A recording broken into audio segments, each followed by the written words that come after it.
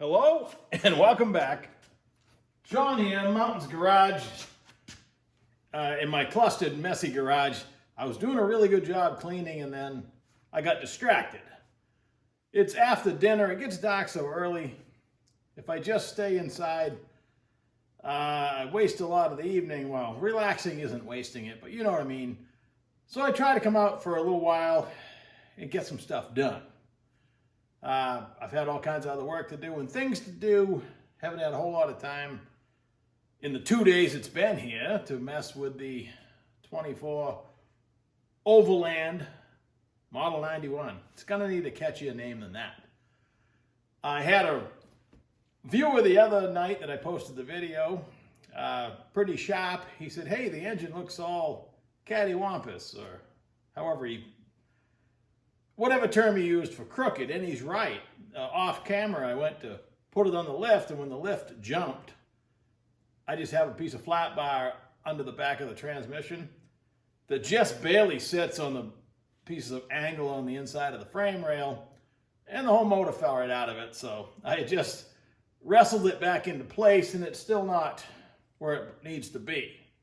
So instead of fixing that, because I'm not sure exactly where I want stuff, I want to mess with fenders. So today, it was a nice day. At one point, the sun was out, it was hailing and raining, and the wind was blowing everything sideways, and then it was warm out for a minute, and then it would get dark and cold and rain again. Crazy day. We've had some strange weather coming up out of the south, I guess. Anyway, I dug out the rear fenders, some brackets that I'd bought, and the front fenders and the headlight bar and all kinds of stuff. But you got to start somewhere. And doing some quick measuring, you got to believe something as well. So the first thing I did, I mentioned in the other video, this has an 8-inch Ford. Now, I'm not a fan. However, I'll show you when I take the wheel off. It has seemingly brand new, well, never used maybe, Willwood disc brakes. They're substantially large, and we'll measure the diameter. And it has a built-in parking brake and everything. And from what I've read, the 8-inch Ford might be good for 400 foot-pounds of torque, 500 horsepower. That's all I'm gonna have, less than I'm gonna have. And the Super T10, if I can make that fit, 4-speed transmission's only rated for about the same, so it's already in here. One of the reasons I didn't want to use it is it had wheel spacers. Now, this converts from Ford to Chevy. I think that's what it says, yep. Interestingly, the wheel studs are 3 inches long. So with this incorporated, if I had left it as an 1.25 inch spacer, I could run all 10 lug nuts, and the long nuts would go all the way through this. So not only would this be adapting the wheel, more spacing it out, but it would have 10 lug nuts, which would be quite a conversation starter. But I really don't want to talk to people, so I'm just kidding. No, just I got eyeballing it down to the front tire, because that's all that matters with width. You don't want it hanging out of the body too far, but you just don't want the front wider than the back. The back can be wider than the front, but the front can't be wider than the back. So by eyeball, if I took these out, it looked like it was still wider than the front, and indeed it is. These are 295 tires, and I actually have a second set of these kicking around here. So I kind of want to use them. These aren't new by any means, but they're okay. And they're on a 10-inch wheel. So with the bulge of the sidewall, that's 13 inches of rubber. We're trying to tuck under a Model A fender. Which should be interesting. So first, before we even look at the fenders, let's get this off and we'll see what we're dealing with and how we're going to do it. I don't know if you can see them, but they're substantially fat. I am not a fan of them on a real car. For instance, the back of the 55 Chevy had a pair of those tucked underneath, and they're just not tall enough to really, you know, I want the wheel well to look stuffed. But on a Model A, they look pretty good. Well, a fake Model A. So first, the Willwood brakes. Again, they're still painted black. They don't look like they've ever been used. That's a 12-inch rotor. Again, it has a parking brake on the back. And now that I've removed the spacers, the only downside now is the strength. And, well, I guess I could fix it if it broke. And eventually, if I had to, I know how to put a 9-inch in it. So my initial rush is to just get rid of it when it actually has some pretty decent parts. And I'll do a little research because I never go this direction, but there's a housing end. You can weld on a 9-inch Ford. It's just called the small bearing option. I think I can make these work. Potentially, I'm not sure I could put a 31 spline axle in it. I'll have to research it. Yeah, I probably could. So anyway, here's what we're gonna do. This bed my buddy just made is very utilitarian, but it kind of lends itself to what I want to do. He bought a bender and he bent up some nice bed sides, and I actually have them. And for the 47 Ford pickup, I'm going to use them in the nice, they're smooth and they're bent and more like a Model A bed would look like. And then he ended up building this. It kind of matches the cab. Disregard all that Bondo, it's rough, fiberglass. But I bought these because my Model A, my real Model A, well, it's brand new sheet metal. It has a pressed in reveal on the side of the bed that doesn't match this. So if I try to put fenders on that, it just looks awful. So I've had these kicking around for a decade. Other than a tiny bit of surface rust where they were taped together, they're going to be okay. And my thought process is, I've already measured from the center of the axle to here and checked it on both sides. So I got a reference point. And if I'm lucky, using this reference, that's a center hole in the fender. These are left and right. I had to figure it all out.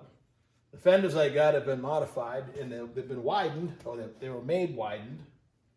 But if I drill and tap a couple holes just for tonight, somewhere around there, I can eventually drill and tap this one, make a piece here, so debris doesn't necessarily get up in there.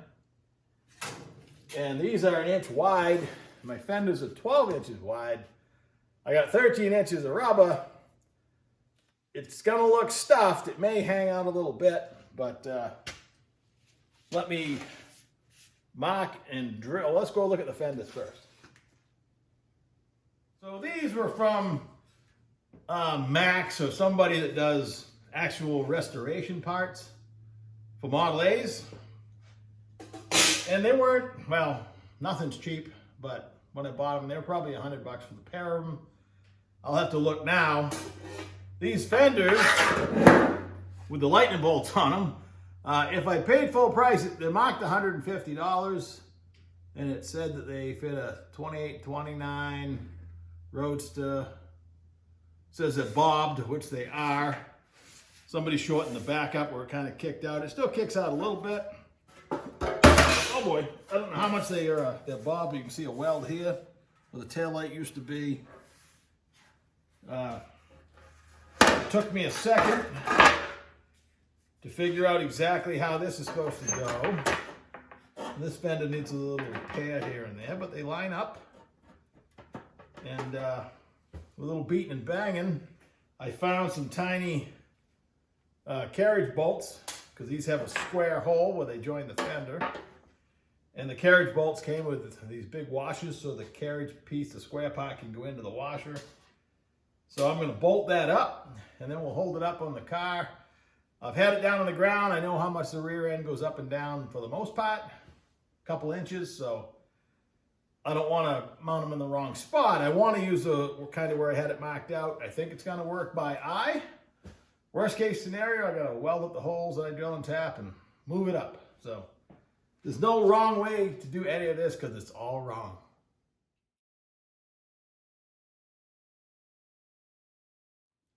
All right, this fender's a little beat up, but it fit pretty good, considering they were probably never meant to be together. But now I'm going to hold it up on the bed, mark and drill the 2 holes that I can use into some 1-inch square stock that's part of the bed's made out of. And this won't hit anything immediately. Eventually, I'll make a half moon piece that fills in so debris doesn't fall out the other side. And I'll incorporate at least one more. I think there's another upright I can get, front or back. And then bolt these in a little more. You know, they need a little tweaking, but let's go see how it fits on the truck.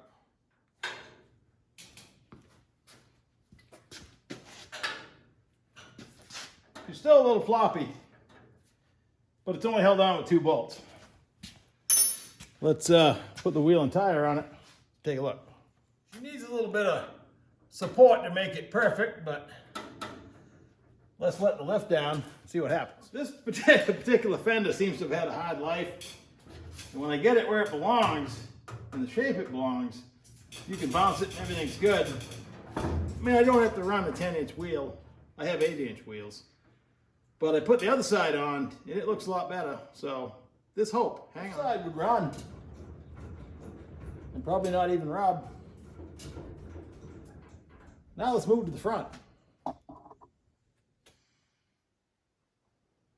Important things like when I sight back from the front fender to the rear is not wider. This is just roughly mocked up and C-clamped on. I have splash aprons for that hole right there because the body's channeled. And I'm not sure if I want to fill the hole in or not. For the 47 Ford, when I tried these fenders on, I was going to run the exhaust out through there.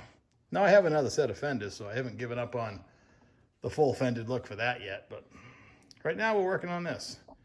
It suffers the same problem as my real Model A. My grill shell is about 1 inch higher than the cowl. This cowl is particularly flat. I want to run a half hood. And just looking at this old dual quad manifold, which I have a nicer one with new carburetors, etc. I think I want to run something like that. So, a better look here. It's nice and low, but the fender clears the tire by quite a bit. It'd be a mile from hitting.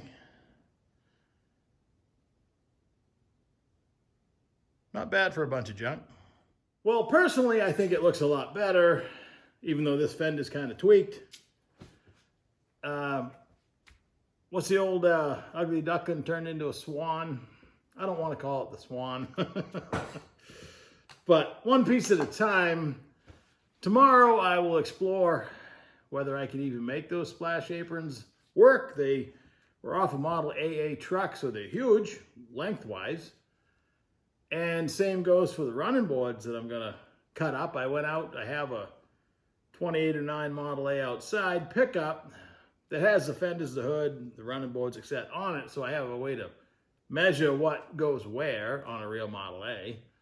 One of the reasons I bought it, and I like to look at it, and it was cheap.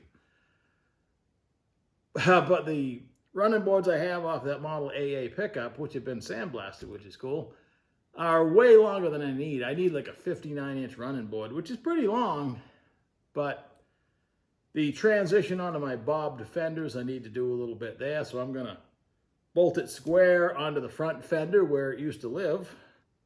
And I have some miscellaneous fender brackets, I think. Probably make some front ones that incorporate the front shocks. And the rears are going to need brackets to, I mean, right now we're just throwing stuff on there to actually run it down the road without looking like a turkey vulture trying to take off. You're going to need some support here and there. So that looks like a job for tomorrow. I think I'll work from the back forward, maybe. I don't want to get my front fenders in the wrong spot. I guess a tape measure will be my friend. So have a nice evening. Talk to you soon.